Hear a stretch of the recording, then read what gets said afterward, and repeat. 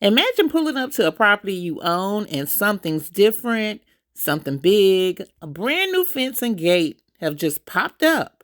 But the kicker is, you didn't install them. One day this fence wasn't here, the next day it was.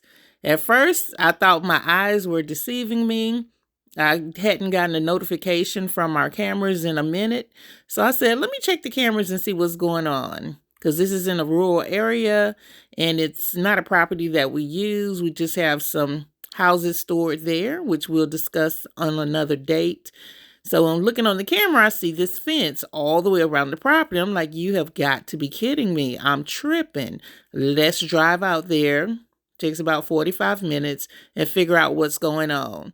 So lo and behold, there is a fence with a very nice gate all the way around the property. So the moral of the story is always check up on your properties, do drive-bys, or like me, if you have cameras installed, even on vacant land, if you're not getting notifications, check on it to make sure that everything is good. Even if a fence doesn't magically appear, just keep in mind that your vacant properties, especially the ones you're holding for investment or development, can attract all sorts of issues.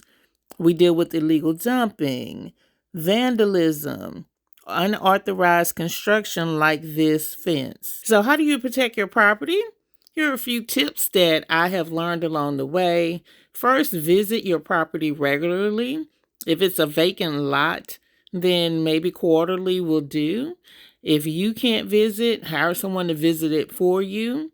This is especially important if you live out of town or you're managing multiple properties like we do. Install cameras or motion sensors so that you're notified if there is activity at the property. A lot of our properties are in like pre-construction, pre-development phase or vacant lots. So I have a system that I buy on Amazon. It's called Reolink, Reolink. I wish they would pay me for these shout outs, but they have a version that does not require Wi-Fi, so make sure you get the right one. And then I just get a SIM card from T-Mobile, which is $15 per month. Drop that in with a memory card and install the app, and I can run my camera from my phone without Wi-Fi. So that's a free tip for you. So the cameras definitely come in handy, but make sure if you're not getting notifications that you check to make sure your app is updated on your phone, which is what happened to me.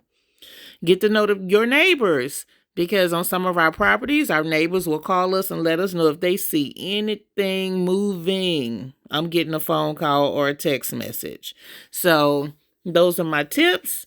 And until next time, happy investing. Be sure to like, subscribe, and comment below if you have any questions or need additional information.